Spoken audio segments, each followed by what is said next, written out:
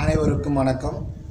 இன்று 12ஆம் வகுப்பு கணித பாடத்தில் அலகு 6இல் எடுத்துக்காட்டு 6.15 பார்க்க போகிறோம்பா. பார்க்கலாமாப்பா?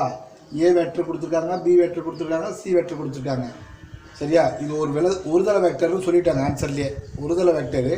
ஆனால் என்ன கொஸ்டின் கேட்குறாங்கன்னா எம்மினுடைய மதிப்பு கேட்குறாங்கப்பா. அப்போ அந்த ஒருதலை வெக்டர் நம்ம என்ன கான்செப்ட் வச்சுருக்கோம்? சரிங்களா, 0ன்னு வச்சுருக்கோம். அப்போ ஈக்குவல் டு 0 வச்சு நம்ம சம் போட்டோம்னா நமக்கு ஆன்சர் கிடச்சிருண்டாம்மா. புரியுதாம்மா? போடலாமா? ஏ வெக்டர் வந்து என்ன கொடுத்துருக்காங்க? 2i cap minus j cap plus 3k cap. B vector என்ன கொடுத்துருக்காங்க? 3i cap plus 2j cap plus k cap. அடுத்தது என்ன கேட்டிருக்காங்க?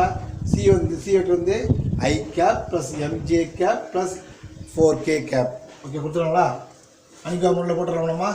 பாருங்கள், 2 -1 3. ஓகேடாம்மா? 3 2 1 1 m 4.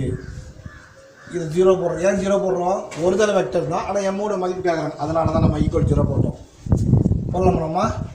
பாருங்கள், 2 எடுத்துக்கினேன். என்ன வரும்? 4 2 8 4m m plus minus m. Formula பாருங்கள், மைனஸ் m -1 எடுத்துக்கிறேன். ஃபார்முலா மைனஸ் ப்ளஸ் 1 ஆகிடுச்சு. அப்போ இந்த ரோ போய்டும், இந்த காலம் போய்டும். என்ன வரும்? 4 12 -1 ப்ளஸ் 3 எடுத்துக்கிறேன். இந்த ரோ போய்டும், இந்த காலம் போய்டும். 3 × m 3m.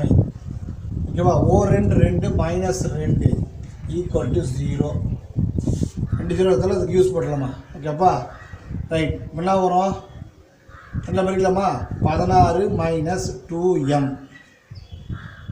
12 1 போச்சுன்னா 11. ஓர் 11 11 ப்ளஸ் 11. இந்த மாதிரி என்ன பண்ணிக்கலாமா? Plus 9m -6 equal to 0. புரியுதாம்மா? நெக்ஸ்ட். ஓகேவா? 9mல 2m போச்சு, 7m. ஓகேவா? இங்கே பாருங்கள், இதுவும் ப்ளஸ்ஸு இதுவும் ப்ளஸ்ஸு. அப்போது 11 + 16 27. 27ல் என்ன போயிடுச்சு? ஒரு 6 போயிடுச்சு. அப்போ என்ன வரும்? 21. என்ன 21 + 21 ஈக்குவல் டு 0. ஓகேவாம்மா? சொல்ல விஷயம் புரியுதுங்களா?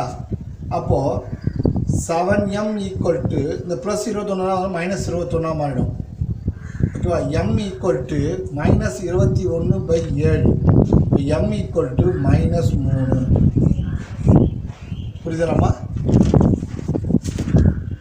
ஓகேவா? நன்றிடாம்மா.